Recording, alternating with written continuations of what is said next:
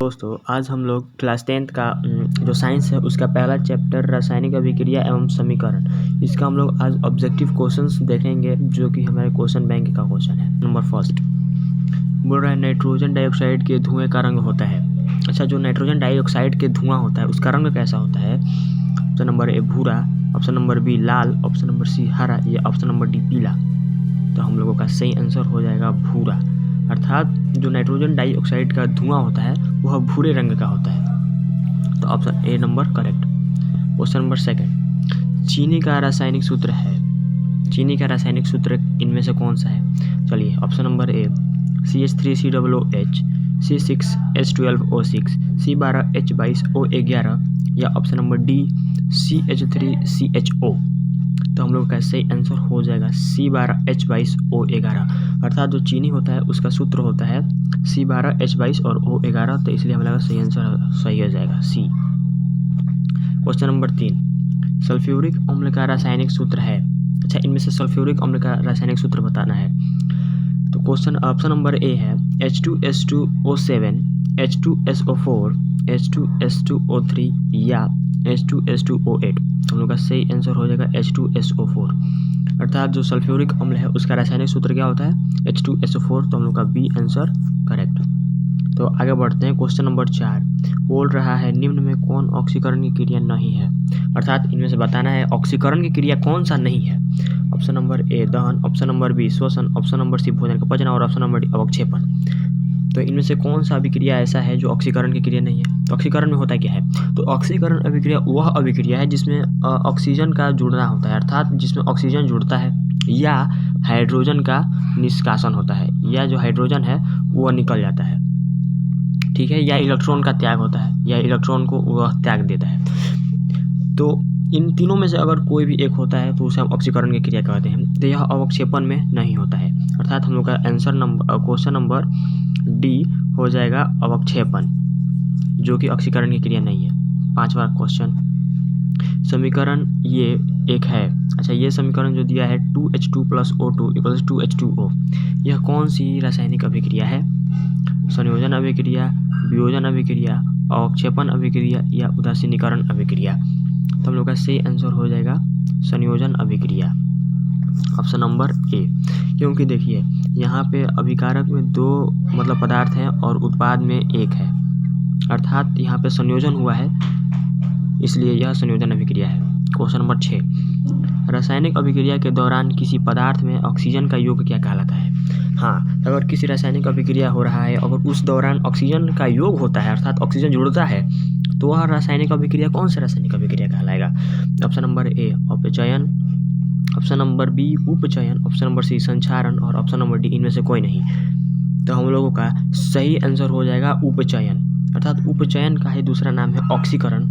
जो उपचयन अभिक्रिया होता है या ऑक्सीकरण अभिक्रिया होता है उसमें ऑक्सीजन का जुड़ना होता है, अर्थात उसमें ऑक्सीजन जुड़ता है, अर्थात option number B is correct. Next question 7, साग सब्जियों का विघटित होकर कंपोस्ट बनना किस प्रकार की अभिक्रिया है? अर्थात जो साग सब्जी होता है सड़ जाता है, गल जाता है, कंपोस्ट के रूप में परिवर्तित हो जाता है, तो यह अभिक्रिया कौन सी अभिक्रिया है? अवक्षेपण अभिक्रिया, ऊष्माक्षेपीय अभिक्रिया, ऊष्माशोषी अभिक्रिया या संयोजन अभिक्रिया। तो हम लोगों का सही आंसर हो जाएगा ऊष्माक्षेपीय अभिक्रिया, अर्थात ऊष्मा निकलता है, जब ये सड़ता गलता है तो उसके अंदर से ऊष्मा निकलता है, अर्थात यह option number B correct answer ऊष्माक्षेपीय अभिक्रिया। ऊष्माक्षेपीय अभिक्रिया में होता क्या है? ऊष्मा निकलता है, तो साग सब्जियों में भी ऊष्मा निकलता है सड़ने गलने के बाद। चलिए क्वेश्चन नंबर 8, रासायनिक अभिक्रिया के दौरान किसी पदार्थ में ऑक्सीजन का ह्रास होता है तो उसे क्या कहते हैं? हाँ, तो जो रासायनिक अभिक्रिया होगा उसमें अगर ऑक्सीजन निकल जाता है, ऑक्सीजन का ह्रास हो जाता है, तो उसे क्या कहते हैं? अपचयन, उपचयन अभिक्रिया, अपचयन अभिक्रिया, संचारण अभिक्रिया या इनमें से कोई नहीं। तो हम लोग का सही आंसर हो जाएगा अपचयन अभिक्रिया, अर्थात अवकरण अभिक्रिया। ये अपचयन अभिक्रिया ऐसी अभिक्रिया है जिसमें जो ऑक्सीजन होता है उसका ह्रास होता है और हाइड्रोजन का जुड़ाव होता है या इलेक्ट्रॉन का ग्रहण होता है, ठीक है। तो हम लोग का आंसर हो जाएगा बी। नेक्स्ट क्वेश्चन 9, उपचयन वह क्रिया है जिसमें बताना है जिसमें क्या होता है? उपचयन में अभी क्या होता है? ऑक्सीजन का योग होता है, हाइड्रोजन का वियोग होता है, इलेक्ट्रॉन का त्याग होता है, इनमें से सभी। तो हम लोग का सही आंसर हो जाएगा इनमें से सभी, अर्थात जो उपचयन की क्रिया है उसमें ऑक्सीजन का योग भी होता है, हाइड्रोजन का वियोग होता है और इलेक्ट्रॉन का त्याग, इनमें से सही भी होता है। तो हम लोग का सही आंसर हो जाएगा डी। नेक्स्ट क्वेश्चन 10, श्वसन किस प्रकार की रासायनिक अभिक्रिया है? अच्छा, जो श्वसन है वह किस प्रकार की रासायनिक अभिक्रिया है? उपचयन अभिक्रिया, संयोजन अभिक्रिया, ऊष्माक्षेपी अभिक्रिया या ऊष्माशोषी अभिक्रिया? तो हम लोगों का सही आंसर हो जाएगा श्वसन। तो श्वसन उपचयन अभिक्रिया भी है और ऊष्माक्षेपी अभिक्रिया भी है। यहाँ पे लगता है कि ऑप्शन गलत हो गया है, लेकिन हाँ, तो श्वसन ये उपचयन अभिक्रिया भी है और ऊष्माक्षेपी अभिक्रिया भी है।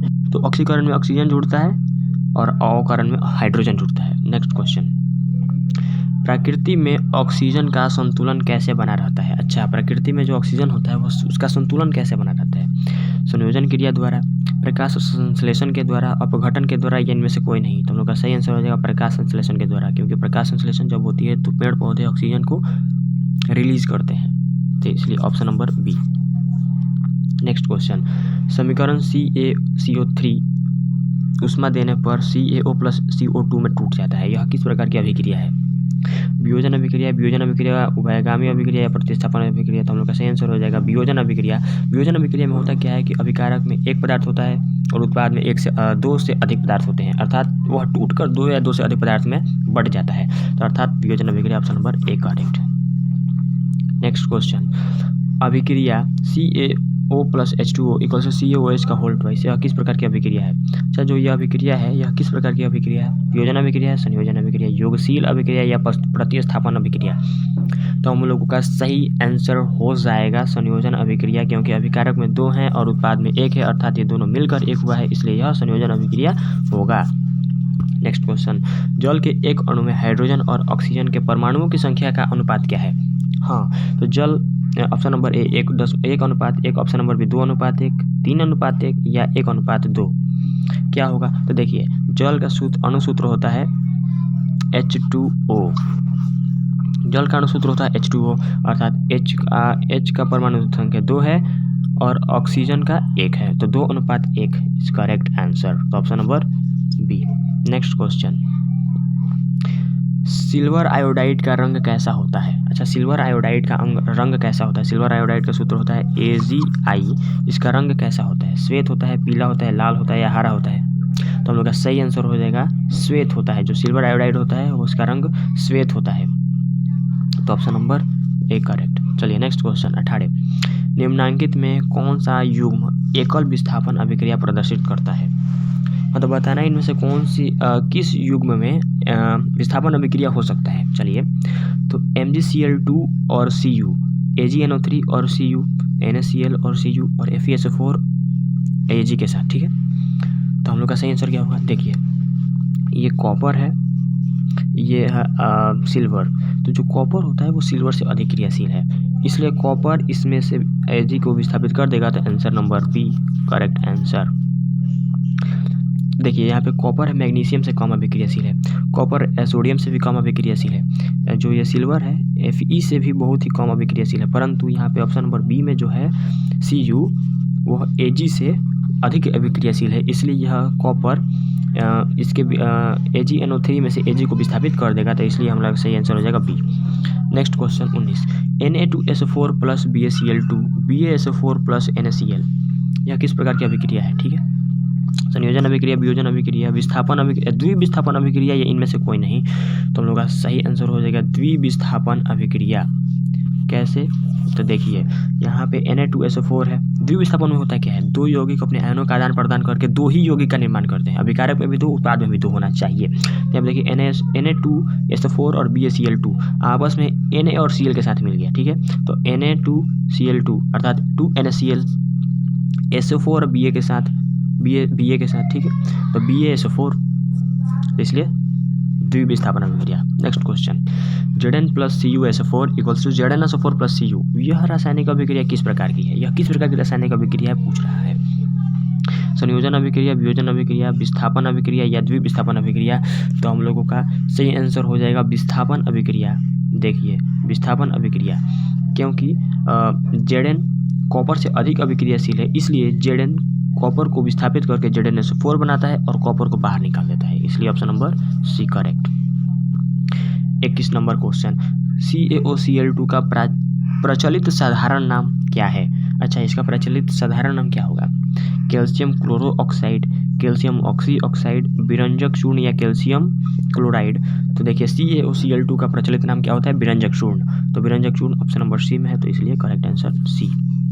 नेक्स्ट क्वेश्चन, निम्नलिखित में से कौन समीकरण संतुलित नहीं है? बताना है कौन सा संतुलित नहीं है।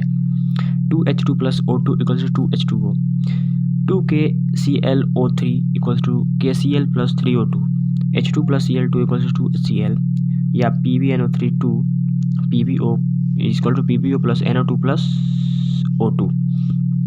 कौन सा सही हो जाएगा? तो हम लोग का सही आंसर हो जाएगा डी, क्योंकि देखिए ऊपर का तीनों संतुलित है। कैसे? देख देखिए यहाँ पे अभिकारक में हाइड्रोजन के परमाणु की संख्या कितनी है? 4, ऑक्सीजन में 2, तो हाइड्रोजन 2 है, 4 है हाइड्रोजन, तो इधर भी हाइड्रोजन 4 है, ऑक्सीजन 2 है, तो ऑक्सीजन इधर भी 2 है। ठीक है, यहाँ पे देखिए 2K अर्थात पोटेशियम 2 है, यहाँ पे पोटेशियम 2 है, Cl क्लोरीन भी 2 है, तो यहाँ पे क्लोरीन भी 2 है, O 6 है, 3 दूना 6, तो O यहाँ पे भी 6 है, तो ये संतुलित।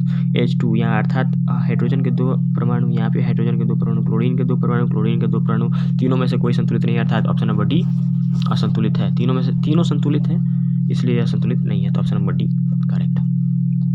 अभिक्रिया जिसमें आयनों का आदान प्रदान होता है उसे कहलाती है, अर्थात वह अभिक्रिया जिसमें आयनों का आदान प्रदान होता है क्या कहलाती है? विस्थापन अभिक्रिया, द्विविस्थापन अभिक्रिया, संयोजन अभिक्रिया या अवक्षेपण अभिक्रिया। तो आंसर हो जाएगा द्विविस्थापन अभिक्रिया। अर्थात द्विविस्थापन अभिक्रिया में होता क्या है? दो यौगिक आपस में आदान प्रदान करके, अपने आयनों का आदान प्रदान करके दो ही यौगिक का निर्माण करते हैं, तो option number B is correct answer. चलिए, उपचयन में निम्न में क्या होता है? अर्थात उपचयन अभिक्रिया में क्या होता है? उपचयन अभिक्रिया का दूसरा नाम क्या है? ऑक्सीकरण अभिक्रिया। तो पूछ रहा है ऑक्सीकरण अभिक्रिया में क्या होता है? हाइड्रोजन का वियोग, इलेक्ट्रॉन का त्याग, ऑक्सीजन का योग, इनमें से सभी क्या होगा? तो हम लोगों का आंसर हो जाएगा इनमें से सभी, क्योंकि ऑक्सीकरण अभिक्रिया में ऑक्सीजन का योग भी होता है, इलेक्ट्रॉन का त्याग भी होता है, और हाइड्रोजन का वियोग भी होता है, अर्थात हाइड्रोजन का ह्रास भी होता है, इसलिए option number D is correct. चलिए, निम्नांकित में कौन सा पदार्थ बिना ज्वाला के जलता है? बताना है कौन सा जो पदार्थ है जो बिना ज्वाला के जलता है। मोमबत्ती, मीथेन गैस, केरोसिन और कोयला। क्या होगा? तो कोयला हो जाएगा। कोयला ऐसा पदार्थ है जो बिना ज्वाला के जलता है परंतु उसमें देता है, इसलिए ऑप्शन नंबर डी।